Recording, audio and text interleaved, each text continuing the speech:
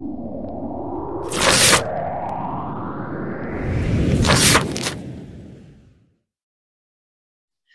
to the Writer's Mindset series. I'm Yvonne Redden, and I'm going to be chatting to a variety of storytellers and writers to find out what inspires and motivates a writer.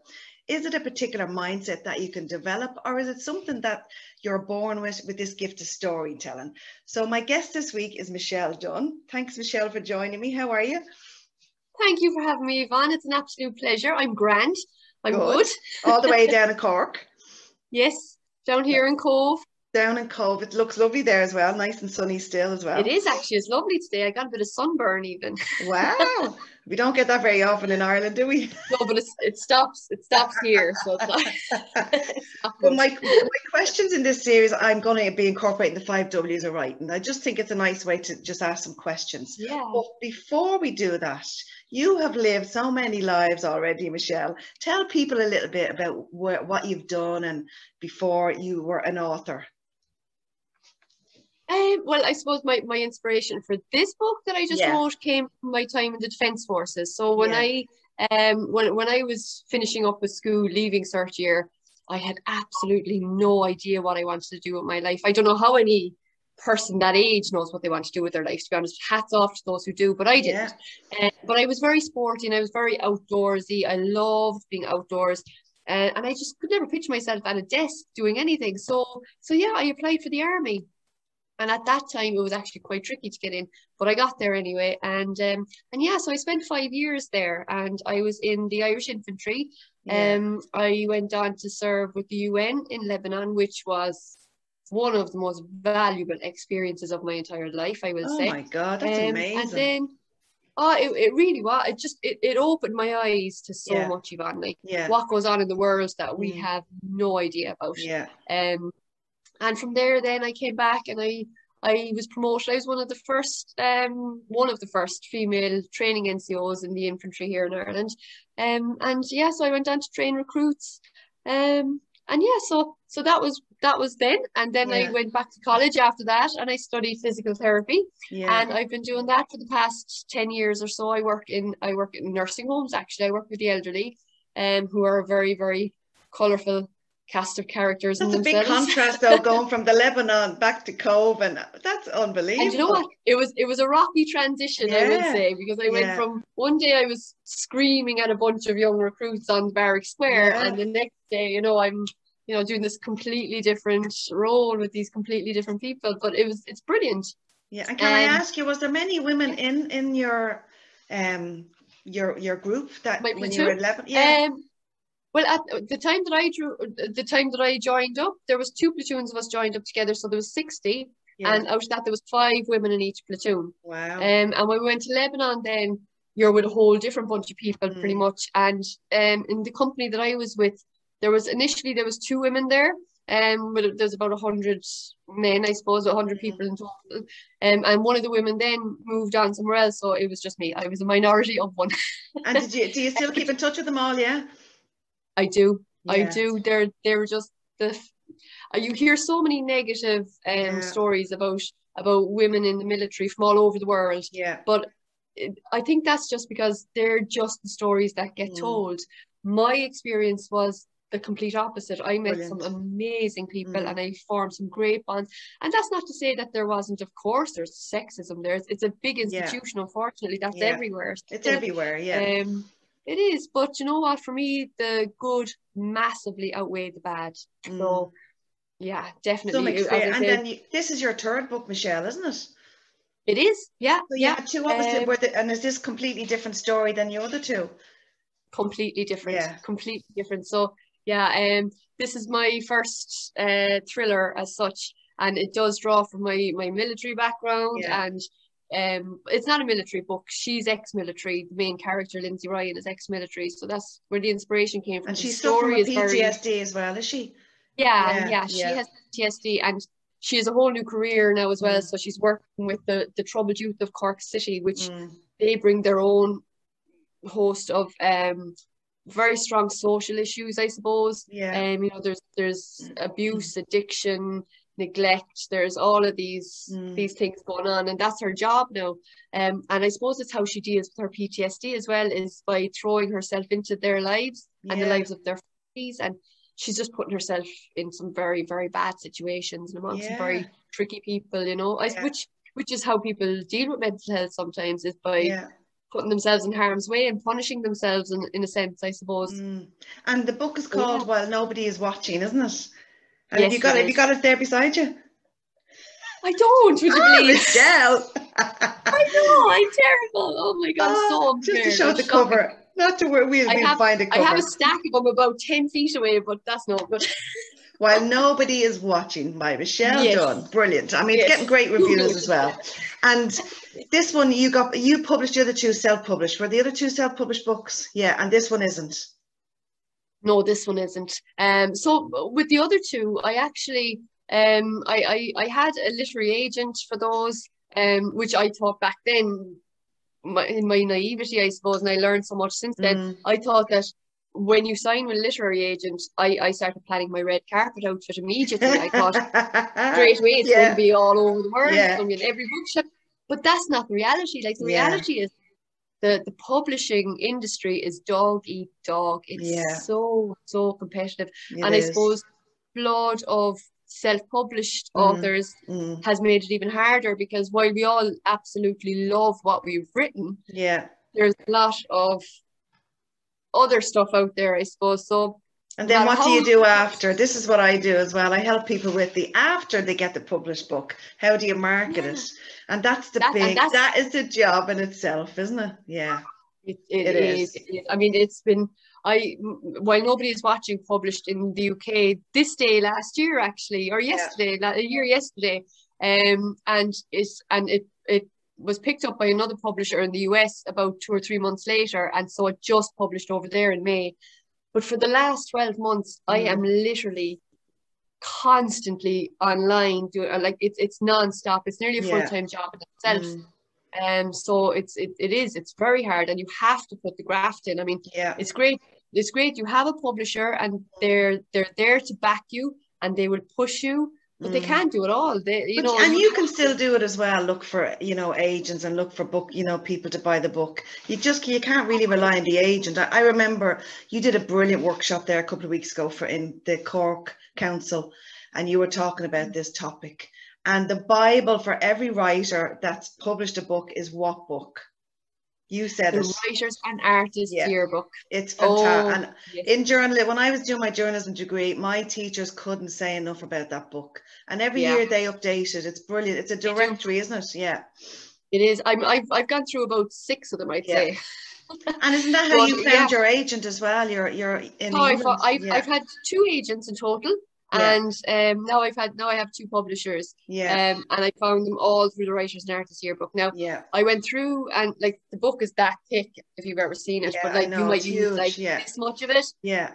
But those few pages are invaluable. Whatever genre you write in, if it's novels, screenplays, children's books, thing at all, poetry, it's all in there. It all has its little set. And they have it in the libraries as well, don't they? So I think anyone who's watching this who needs a bit of guidance, just get the book out. I think it's brilliant. Because Google actually can be your biggest enemy when it comes to looking for an agent or a publisher, because there are a lot of gangsters out there, as there are in any industry. Yeah. And as well as that, the good ones and the busy ones don't push themselves on the search engines, because they're flooded, they're inundated, so they don't need to. So you really need to go somewhere else to find it, and it's just a bit of searching. And we'll go to a W question. So who has been influential in your career to date? Has there been anybody that stood out for you and helped you along? There's so many, actually. So I suppose I've always been very lucky to have some very, very strong women in my life. Like, I have a small circle of female friends. Well, I've known that there's 3 in particular who have been with me since I was a child, pretty much. They know everything about me. And I can honestly say they could tackle and survive anything. So there's them. There's obviously, like, my parents are the hardest working people I know, and they always put everyone else before themselves. And those kind of characters always make their way into my book as well.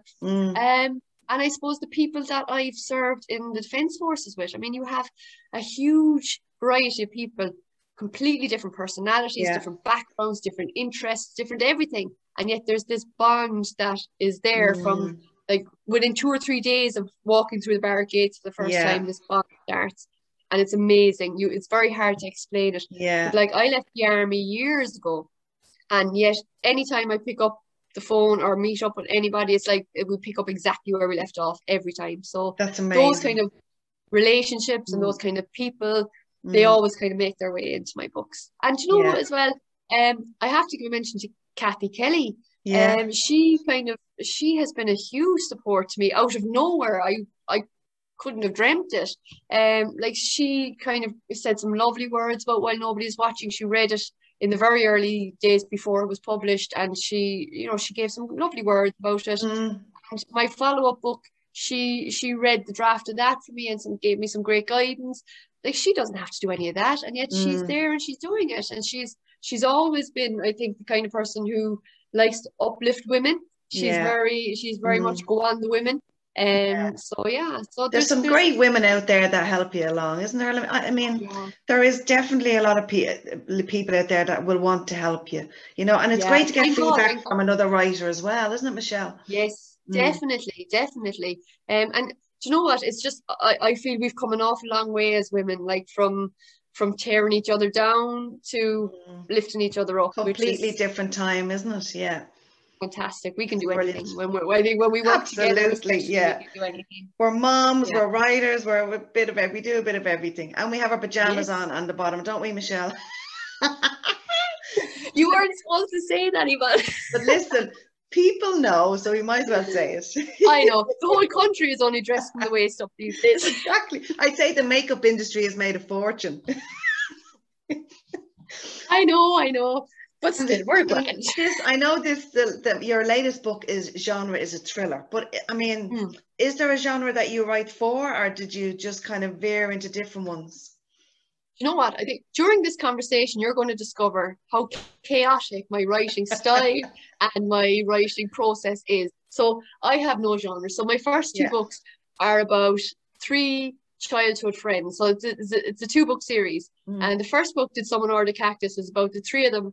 And they're just at the age where they're about to leave home and go off out into the world and see all its pitfalls for the first time. Yeah. And the follow-up book is It's Just Turbulence, is 6 years later. And the same 3 women in 3 different, one's in Ireland, one's in London, one's in LA, and 3 very different lives. So I suppose they'd fall into the women's fiction category. I hate that term. I know, but anyway. I know.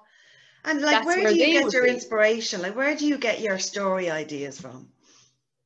I suppose the 3, I was actually quite young myself when I started those books, because they were a huge learning curve for me. I got 1,000,001 rejections for the first one. So I rewrote it so many times. But I'd say they probably came from my friends. Because the 3 women in the book, the 3 characters, they have that kind of bond that I suppose I've always had with my friends, where we know everything about each other. And you have each other's back. Yeah. We have each other's backs. We all went off and did our own thing, but you know, they're always there if you need them. Now, I should just say a disclaimer here that none of my characters are based on actual people. I was going to just ask it. I'd be shot. But there's probably little bits of them in there.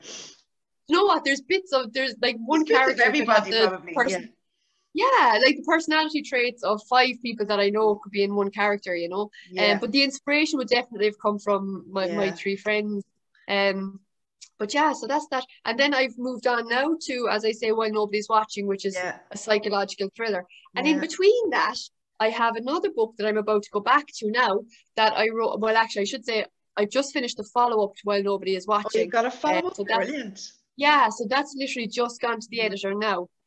But in between those, I wrote a book that's a fictional version of my own time in the Defence Forces and with the UN. So I have no idea what kind of genre that would even fall into. I have no clue. So you have no genre.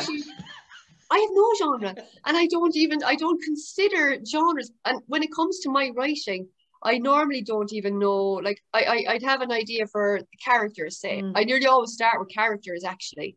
And I just start writing those characters and I have no idea what's going to happen next. It just happens. And I'm very lucky in that I can get into a flow like that where a story just flows onto the paper, which is brilliant. And let it flow. I think keep writing when the flow is there. Is that the tip? Yes. I actually write my first draft. Somebody, when I was doing that webinar about getting published, somebody used the term vomit draft, which I think is just a perfect term. You're literally vomit the words onto paper for your first draft.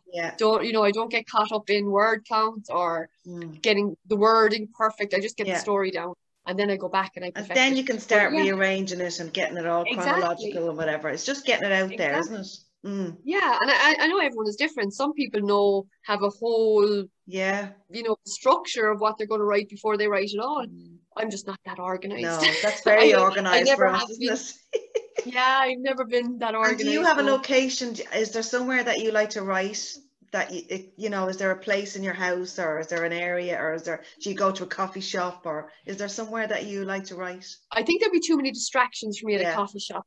My ideal scenario would be my kitchen table, because I'm here and my coffee machine is just there, which is super. But that never gets to happen these days because I have a 3-year-old girl who's, if I'm in the house, forget it.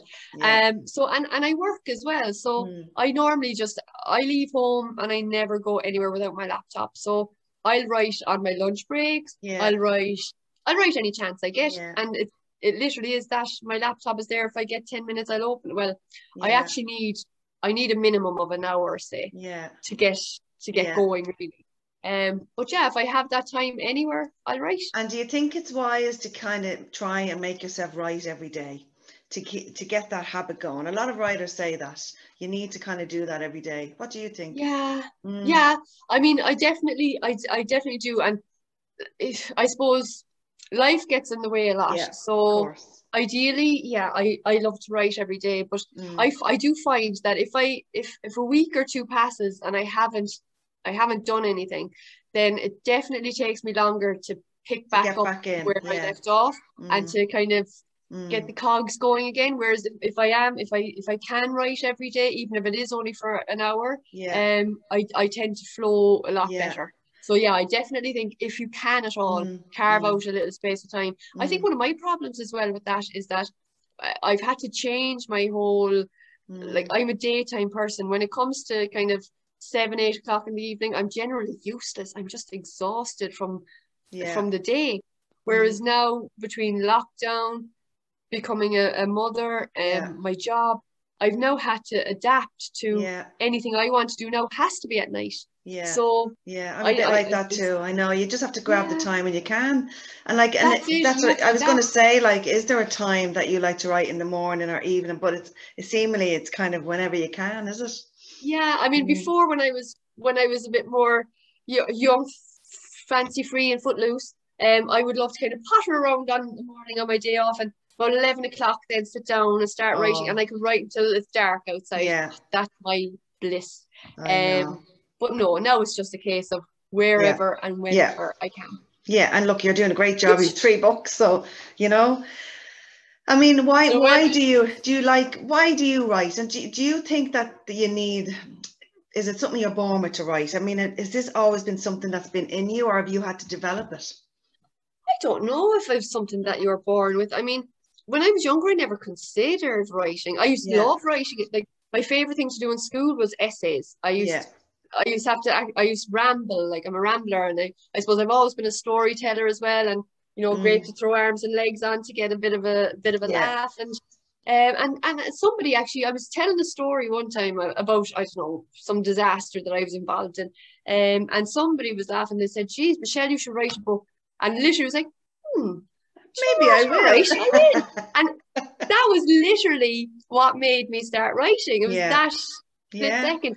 And I will say, it didn't really come that naturally to me at the start. As I say, I got a million rejection letters for my first draft. Of course, my first draft I thought was amazing. Amazing. But when I look back now, I'm like, oh my God, what are you doing? I know, but isn't the feedback in that you get, it does kind of, it's good to get feedback. It's, isn't it? It's invaluable. Yeah. And don't get, don't get hurt by it. I mean, no, it can be very hurtful, and it can be very disappointing, and you can be gutted by what you read, and put you off probably for ages. I'd say some people have gone, well, that's that then. But like, it's only one or two opinions, Yeah, and I actually have found that those who take the time to tell you why they're rejecting it, and it might feel like they're slating your work, but they're actually helping you, because, as I say, it is dog eat dog. They're telling you basically what they're not looking for and what they are looking for. Exactly. And it's up to you then. Like, I've rewritten my books completely based on some rejection letters, and at the end of it, I look back at the older version and I'm thinking, what was it? God, they were completely right, Yeah. So how do you start from scratch again, though? Like, I mean, that's tough, isn't it? It is, but at the same time, you're not really starting from scratch, because you've the basis there. But like, I suppose the thing is, if you're going to change one thing, you have to change it throughout the whole book. Exactly, so it is time consuming. But you know what? I learned so much from those rejection letters in the early days, so that by the time now, while nobody is watching, like, that just kind of took off, and that came so much more naturally to me. I sat down and I started writing that book, and I was in love with it instantly. Yeah. And I just kept going. And when I got to the end, I suppose I loved the character so much. I immediately had the second book was ready to go in my head. Oh, that's brilliant. Yeah. Yeah, and like, I got my first submission to my publisher. It was taken straight away, and it just so from I've come an awful long way from start to where I am now. And it's experience as well, Michelle, is it? Like, over the years you're writing, you can probably see it improving as you go along as well. 100%, 100%. I wouldn't have gotten where I am now without certain editors and certain publishers taking the time to say, this was awful, and this is why it was awful. Yeah. Do you know? So yeah. It's an experience. Pig-headedness as well, of course, not taking no for an answer. And that's it, exactly. And is there any advice that you would give to new emerging writers that you wish somebody may have told you then along the way? I suppose just like that, if you do face rejection, don't be put off by it. Yeah. It's so common, and sometimes they'll reject your work without even reading it. So don't take it too personally, and don't be afraid to resubmit to those people again. But I suppose just keep going, and take the advice that comes your way, and put your best foot forward every time. Just keep going. Yeah. Don't stop because somebody tells you that they don't like your work. It's so subjective. Yeah, it really is. It's it is. And where can people find all about you and where your book is, and you're on, I love your Twitter handle, Not Done Yet. Oh, not done yet. Brilliant. I feel like I am some days, but still, I'm not. It's brilliant. So I'm on Twitter as Not Done Yet. I have a Facebook page, Michelle Dunne Author. And do you know what? Google has it. Find anything there. So my book is available everywhere. It's anywhere online that you like to buy your books from. Yeah. And most shops have it. And if they don't have it, I'm trying to push people into bookshops at the moment. If they don't have it, can get it for you. So if you can, try to give them the option at all. But it's wherever you buy your books from, you can pick it up. And you're quite you use LinkedIn a good bit as well, don't you? As well, I think that's where we connected. Yeah. You know what? I'm so new to LinkedIn, and I never think to tell people I'm on LinkedIn. It's brilliant. I am new to it.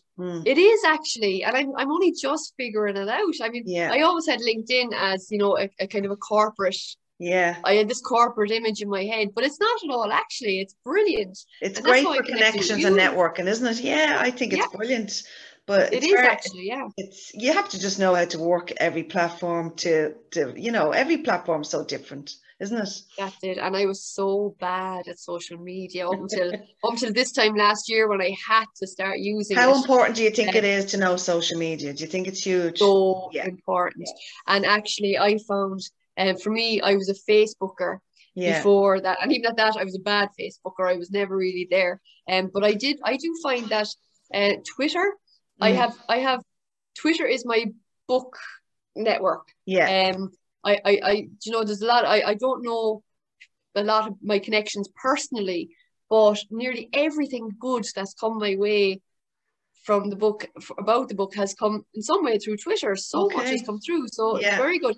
And more recently, LinkedIn has been huge in helping me connect with people like you and connect with, you know, people that we can have these book chats and like-minded people, I think, and that's what you want, isn't it? Yeah, people who exactly. And you just did a huge event there last Friday, didn't you, in the States?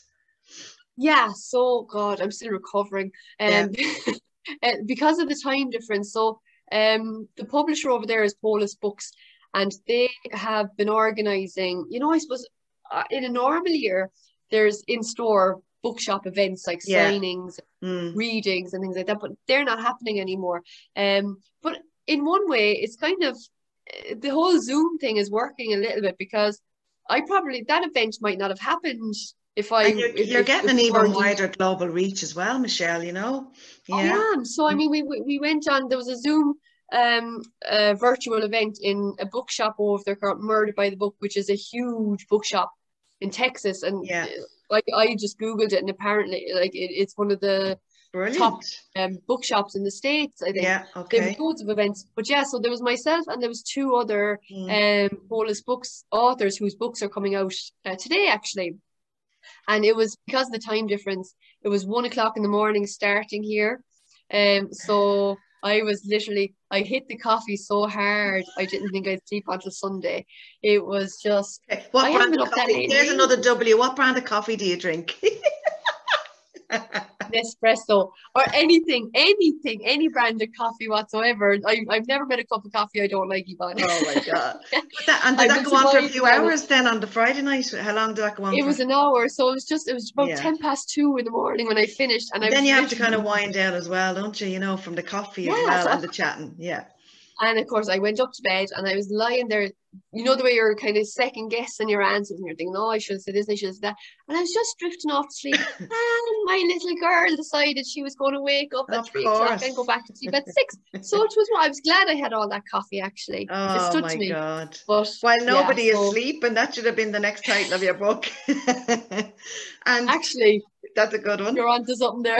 Oh, will you stop? Now I just made that up. Before I let you go, can you name, is there 3 books that you're reading at the moment on the bedside table or close by? Or have you got time to read anything at all? I'm embarrassingly slow. So yeah, I am too. I'm in a bit of a Cork crime little thing at the moment. So I've had this book by Kevin Doyle, To Keep a Bird Singing, it's called. I've been meaning to buy it for months. I bought it finally a few weeks ago and I've just started it. So he's a Cork guy, and it's about a guy called Nolly Sullivan. Even the name is pure Cork, and he's a pure Cork man. But I'm loving where it's going. I'm only on chapter 10, but I'm loving where that's going. Yeah. And on my Kindle, I have Blinding Lies by Amy Cronin, which is another Cork crime book. Yeah. And you know why? I'm in this Cork crime thing because for Culture Week in September, we're doing a Cork crime event, myself and a bunch of Cork writers, so I'm catching up with them. But hopefully that's an in-person event. Imagine it, my God. Oh, that'd be great, wouldn't it? Yeah, so I have the 2 of those, and then I have my own, my follow-up book. I'm a bit mad, and I just keep on reading that until it's finally on the shelves and I can't read it anymore, just in case there's anything I need to change. So I'm a bit obsessive. So I emailed that to my Kindle. So that's another one that I'm So I think you're constantly reading. I know I don't get enough time to read, but I try. I have about 10 books I bought in the pandemic because there were so many that Ryan Tuberty as well recommended, and I was buying them all because I loved the interviews, and that's where I heard yourself as well on his show talking to Oliver Callan. He's great. You get great recommendations, don't you? From there. He does, doesn't he? He loves his books as well, Ryan. Yeah. So yeah, that's it for today. I know I'd love to do another interview or chat about self-publishing, and the workshop you did was absolutely brilliant, because there's a lot of people I know that self-published and are a bit like lost, and maybe it's something that we'll think about another time to do, because it is you've a lot of experience in this, and I found that workshop was brilliant. So maybe we'll do that another time. The best of luck with your book. Yvonne, thank you so much. It's a pleasure to chat. And thank you so much for coming on as well. It's really good to chat to you, Michelle. I was delighted to chat to you in person. Well, kind of anyway, isn't it? It's nearly I know, isn't it great? Thanks so much. Thanks a million, Yvonne. Thank you. So many thanks for your time. If anyone would like to contact me, I'm across most social media platforms, and all these videos will be up on YouTube as well. And see you next time on The Writer's Mindset. Thank you. Bye.